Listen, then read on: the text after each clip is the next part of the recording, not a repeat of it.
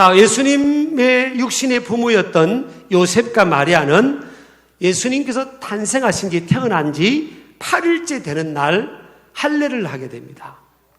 구약 성경에 보면 창세기 17장 12절, 레위기 12장 3절에 보면 이스라엘 백성들, 하나님 백성들에게는 그들이 하나님의 언약에 대한 순종의 표, 선민 이스라엘이 이방민족과 구별된다는 그런 표, 또 여호와의 언약을 영원히 기억해 하는 그런 표, 그 표가 할례의 의미거든요.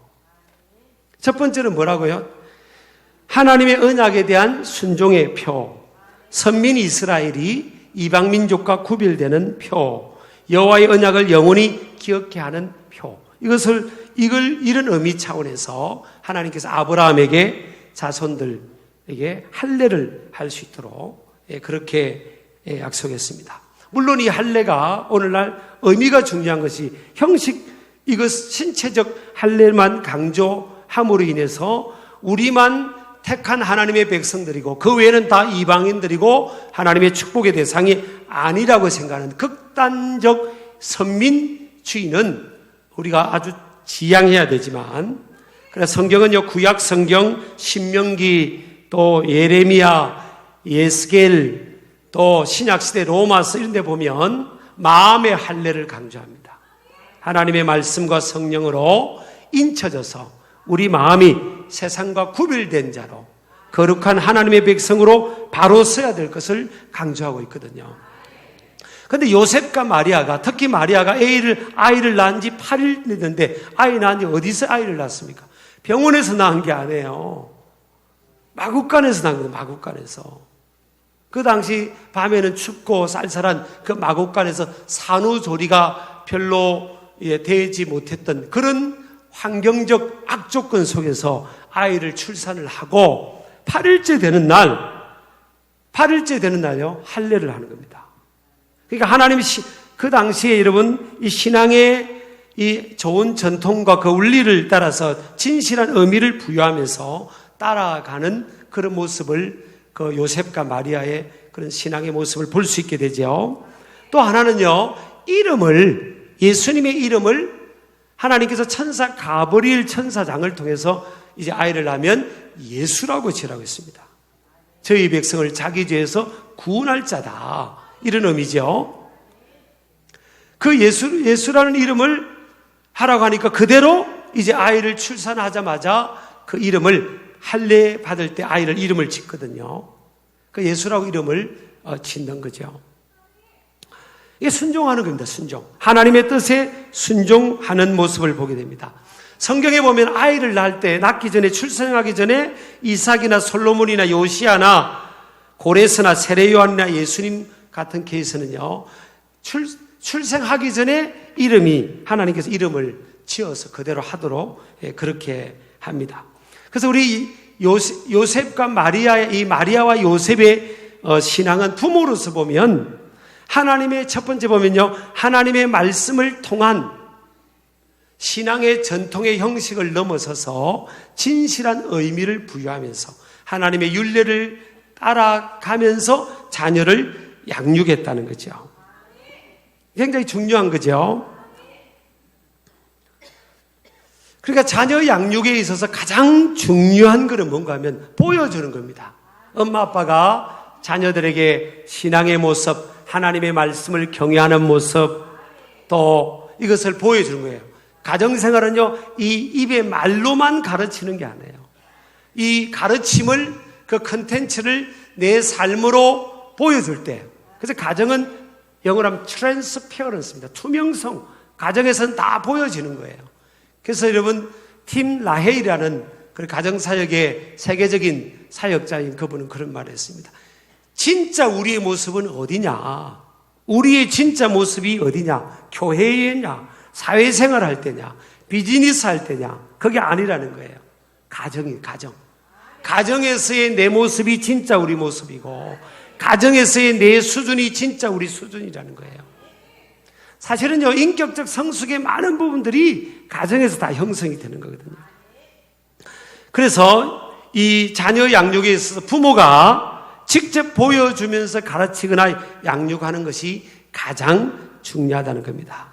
아까 말씀드린 것처럼 요셉과 마리아는 두 번째 자녀의 이름을 짓는 일까지도 주님께서 지시하시는 대로 순종하는 삶을 살았다는 것을 볼 수 있습니다. 가문에 그런 룰이 있을 거 아니에요. 뭐 이게 돌림자가 있다든지 그래도 하나님께서 예수라 하라 그러니까 그대로 따라가서 그렇게 하는 것을 보게 되는 거죠. 두 번째 보면요, 이 정결 예식에 이 예수님의 이 어린 시절 그 가정 부모님의 모습이 나오는데 정결 예식의 날에 아기 예수님을 데리고 예루살렘 성전에 올라간 마리아와 요셉이 나옵니다. 이게 누가복음 2장 22절에 나와요. 누가복음 2장 22절에 이 정결 예식은 뭘 말하는가 하면 구약 성경에서 보면 여인이 남자아이를 출산하면 40일, 여자아이를 출산하면 80일 될 때 이 부모가 아이를 데리고 하나님의 성전에 와서 번제와 속죄제를 드리라는 거죠. 이 번제는 이게 레위기 12장 1절에서 6절까지도 있습니다.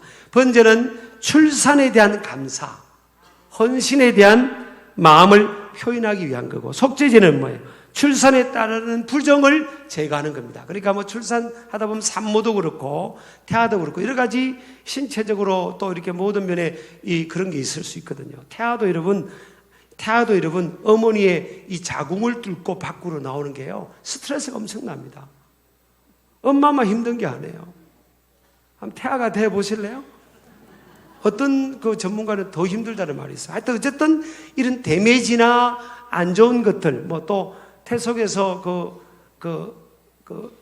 양수를 먹고 찌꺼기 먹고 뭐 여러 가지 그런 모든 이게 신체적 모든 안 좋은 것들을 그런 것들을 깨끗하게 해달라는 그런 의미에서 하나님 앞에 속죄제를 드립니다. 드릴 때 일반적인 가정은요, 양을 드리게 돼 있고 아주 극빈한 가정은 비둘기 한 쌍을 드리게 돼 있어요. 비둘기 한 마리는 양의 10분의 1 그 정도 그 당시에 가격이 있다는 거예요. 그러니까 하나님께서 배려하신 겁니다.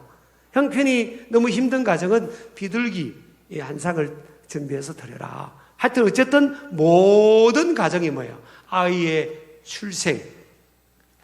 출산 앞에 하나님의 성전에 와서 일정한 기간을 하나님이 정해주고 그 기간 안에 와서 하나님께 예배하라는 겁니다. 감사의 예배도 올려드리고 또 우리 아이를 주님 앞에 맡기는 예배도 드리고 우리가 산모도 아이도 영혼육이 회복되고 치유되면서 건강을 회복하고 하나님께 영광 돌리게 해달라는 그런 의미를 가지고 구약에는 예배를 하나님께 드리라고 픽스를 해주신 거예요. 그래서 여러분 이 요셉과 마리아가요, 그 정결 예식을 따라서 오늘 성경에 보면 그대로 가게 됩니다. 그래서 사실은 누가복음 2장 22절에 보면 한번 읽어보겠습니다. 2장 22절요. 시작. 모세의 법대로 정결 예식의 날이 참에 아기를 데리고 예루살렘에 올라가니 그랬어요. 그러니까 여러분 지금 예수님이 탄생하신 지 40일째 되는 날인 거예요. 그러니까. 자, 그런데 요셉과 마리아는 어디에 살았죠? 나사렛이라는 곳에 살았습니다. 요셉의 고향은 베들레헴이었지만 요셉이 정착하고 목수일을 한 곳이 나사렛이었어요. 그 당시에 나사렛은 좀 가난한 사람들이 모여서 살았던 곳입니다. 그 나사렛에서 지금 성전은 어디에 있는 거죠? 예루살렘 성전은요, 거리가 얼마나 떨어진 겁니까? 지금 지름길로 하면, 지금 프리웨이나 뭐 하이웨이로 계산해도 지름길로 하면 지금 거리로 약 91km라는 거예요. 그 당시는 여러분 도로가 이렇게 발달하지 않았을 때이기 때문에 아마 둘러가니까 예전치면 뭐 지방도 수준, 국도 수준이니까 더 멀리 갔잖아요. 예전에는 여기 서울에서 목포 가면요, 하루 걸렸습니다. 하루. 지금은 쑥 가면 한 서너 시간이면 가잖아요. 안 가보셨어요? 그렇게 좋아진 겁니다. 지금 거리로 해도 91km예요. 91km. 자, 지금 아이를 출산한 지 40일쯤 되는 이 여인이 아이와 그 남편과 함께 91km를 갔는데 지금처럼 차량이 있어, 여러분 차가 있어도 91km 떨어진 데서 와가지고 하나님 앞에 출산 감사 예배를 드리라고 하면 요즘 젊은 부부가 그렇게 예배 드릴 사람들이 많겠죠? 제가 볼 때 우리 신길교회 성도들은 다 그렇게 할 것 같아요. 그냥 아멘 소리가 시원찮아요. 근데 지금 그때는요, 무슨 잘 갖춰진 빠른 교통수단을 해봐야 낙타입니다, 낙타. 그리고 웬만한 가난한 사람들은요, 그냥 도보수도로 걸어서 그냥 아이 끌다시피 하고 그렇게 해서 가야 되는데, 지금 오늘 보니까 어디에 와 있습니까? 지금 요셉과 마리아가 예루살렘 성전에 와 있어요. 예루살렘 성전에 아이들이 와서 정결례식을 드리러 왔다가 그곳에서 시몬이라는 또 안나라는 신령한 그 연세가 많은 두 사람을 만나서 예수님의 미래에 대해서 예언을 받잖아요. 그러니까 91km를 요즘으로 말하는 거리로 해도 91km 이상을 지금 걷다시피 해서 이곳까지 온 거예요. 무슨 뭐 이렇게 자가용 타고 온 것도 아니에요, 여러분. 그러니까 여러분 얼마나 열심히 있습니까? 열정적입니까? 그리고 하나님 앞에 그 감사의 물을 드리면서 그렇게 하나님께 나아가잖아요. 또 이런 누가복음 2장 41절에 보면요, 2장 41절 보세요. 그의 부모가 해마다 6월절이 되면 예루살렘으로 가더니, 6월절, 맥추절, 수장절은 추수감사절인데 이때가 되면 1년에 3번씩은 남자가 20세 이상 남자는 예루살렘 성전에 와서 이스라엘의 어디에 사든지 간에 성전에 와서 예배하게 돼 있어요. 그리고 6월절은 8일 동안 6월절을 지키는 겁니다. 그런데 지금 마리아는 의무사항이 아니에요. 근데 마리아도 그 먼 거리를 해마다 와서 하나님 앞에 성전, 예루살렘 성전에 올라와서 예배했다는 겁니다. 그러니까 여러분, 예수님의 육신의 어머니 요셉과 마리아는 어떤 사람이죠? 예배에 목숨을 거는 사람이에요.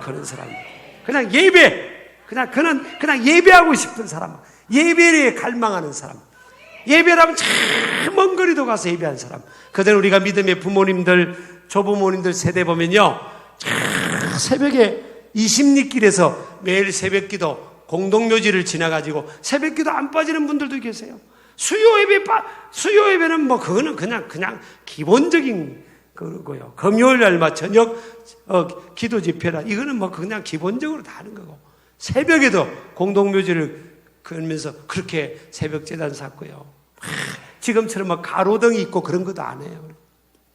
저는 그런 이해가 되는 겁니다. 이런 분들 때문에 오늘날 우리 한국교회가 이만큼 됐고 대한민국이 이만큼 복을 받은 거예요, 사실은. 물론 예수님은 하나님의 아들이기 때문에, 하나님의 아들이시니까 12살 때도 우리 예수님은 뛰어나서 성경 박사들하고 토론도 하고 그렇게 했겠지. 그렇지만 예수님이 왜 어린 시절이 여러분 성경에 노출되어 있지 않지 아십니까? 많이 노출되어 있지 않으세요? 공생애가 되기까지는 예수님은 완전한 하나님의 아들이셨지만 완전한 사람으로 이 땅에서 30세까지 평범한 가정, 가난한 가정에서 그렇게 성장하신 거예요. 하나님의 아들의 초자연적인 능력을 활용하신 그게 아니에요.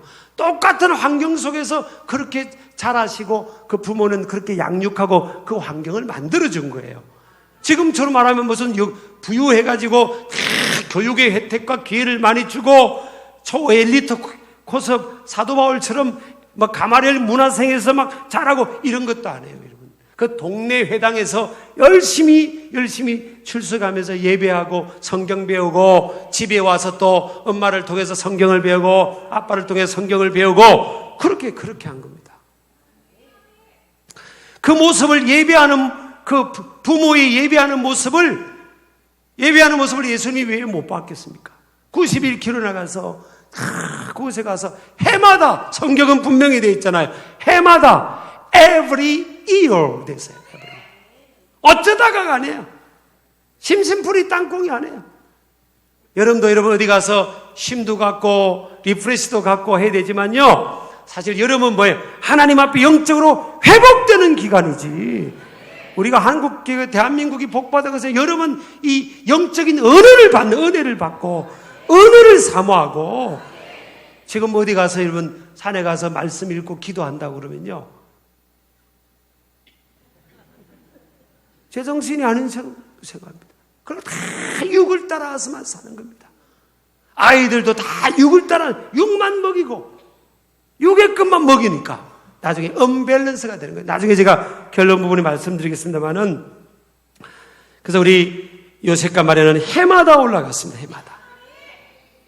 이런 모습을 우리 예수님이 보셨지 않겠어요? 자, 네 번째 보면요, 예수님이 12살 때 요셉과 마리아와 함께 예루살렘 성전을 방문하고 유월절 절기 예배를 드리고 지키고, 이제 집으로 나사렛으로 돌아가는데 만 12세가 되면요, 이제 다 컸잖아요. 초등학교 6학년이야 우리 여러분 중학교 1학년쯤 될 거 아니에요. 그럼 남자 아닙니까? 훨씬 잘 걸을 거 아닙니까? 그래서 예수님의 가정만 아니라 많이 예루살렘에 왔다가 이제 유월절을 마치고 집으로 돌아가는데, 뭐 길가에, 큰 길가에 대로변에 막 사람들이 꽉 서서 이제 고향으로 돌아가는 그런 진풍경을 우리가 상상해 볼 수 있잖아요. 그러니까 예수님의 육신의 부모님 요셉과 마리아도 아이고 우리 예수님 당연히 따라올 거야. 왜냐하면 이제 뭐 초등학교 6학년이야 중1쯤 되니까 뭐 그 길도 다 알고, 지금처럼 뭐 차가 있는 것도 아니고 별 위험한 일도 없어요. 차가 없으면 별 위험한 일도 없잖아요. 그러면 다 오겠지 하고 이제 이렇게 가고 있는데 하루길쯤 가는데 예수님이 안 따라온 겁니다. 없는 겁니다. 그래서 다시 물어 3일 길을 거쳐서 물어갔더니 예수님께서 성전에서 성경 박사들하고, 누가 보면 2장 42절 보니까 성경 박사들하고 지금 대화를 하고 있는데 질문도 하고 답변도 하고, 그래서 사람들이 어떤 반응을 보이는가 하면요, 47절 보니까 그 지혜와 대답을 놀랍게 여기더라. 누가복음 2장 47절 한번 읽어보겠습니다. 듣는 자가 그 지혜와 대답을 놀랍게 여기더라. 여기서 듣는 자가 누군가 하면 성경의 박사들입니다. 랍비들. 동남쪽에, 성전의 동남쪽에 이 랍비들이요 모여서 이렇게 성경을 가르치고 그렇게 했는데, 그 성경의 박사들하고 석학들하고, 오늘날 치면 석학들하고 만나서 12살 아이가 대화를 하는데, 대화가 되는 정도가 아니라 그냥 그 대답을 듣고, 그 지혜와 대답을 듣고 깜짝 놀랐다는 거예요.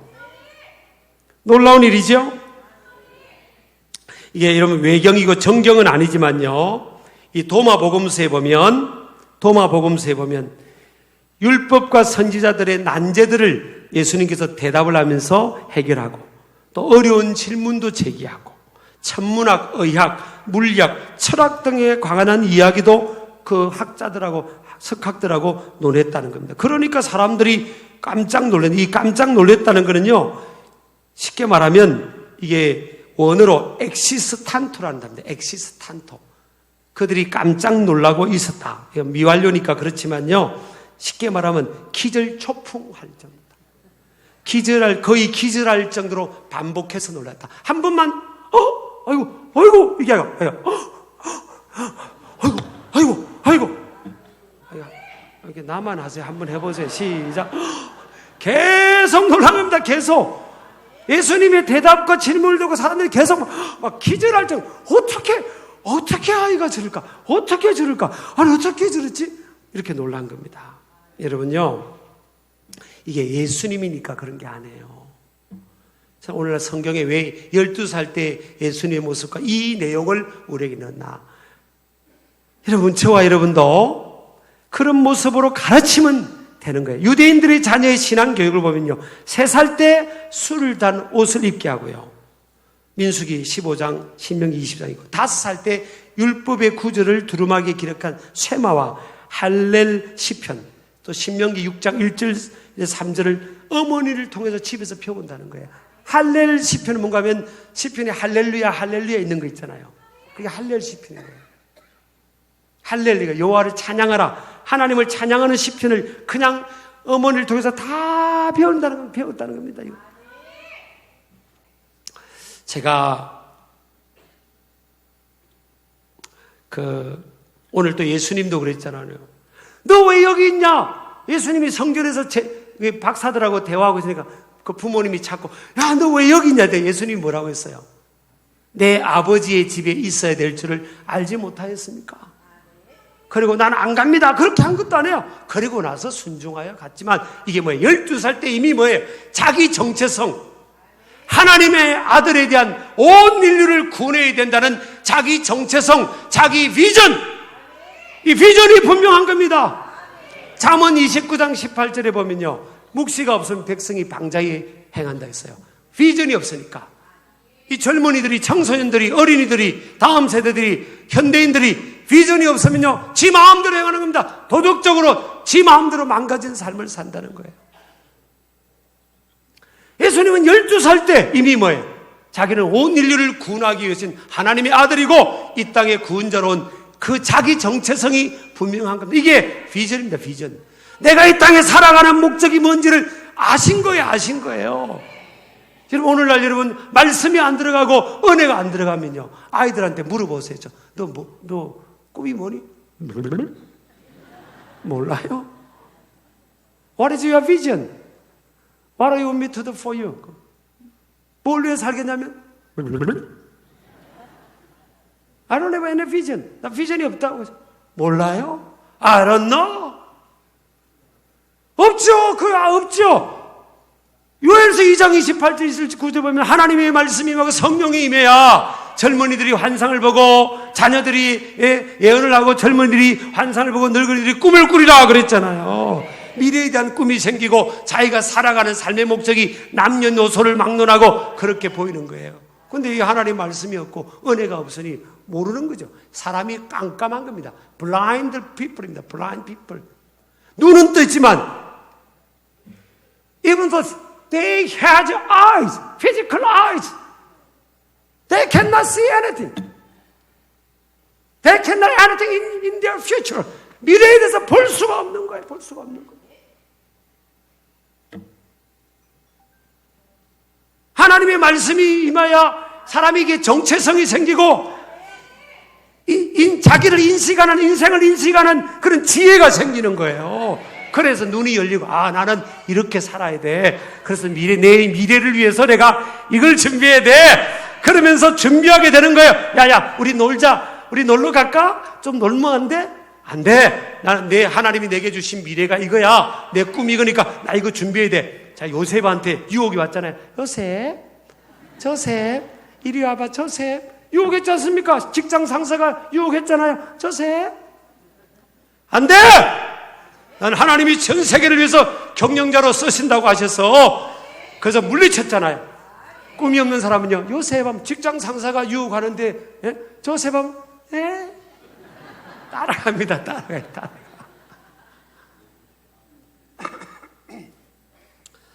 할렐루야. 여러분, 우리가 내 방식대로 자식 키우는데 여러분 피눈물 납니다. 사실은 성경의 원리를 다 보여주신 거예요. 원리를 우리가 적용을 하자는 거예요. 그대로 안 되면요, 그대로 안 되는데 내가 잘 돼요? 그럼 하나님이 틀린 건데, 하나님 말씀이 틀린 건데, 저는 그렇게 생각 안 합니다. 하나님 말씀은 신실하세요.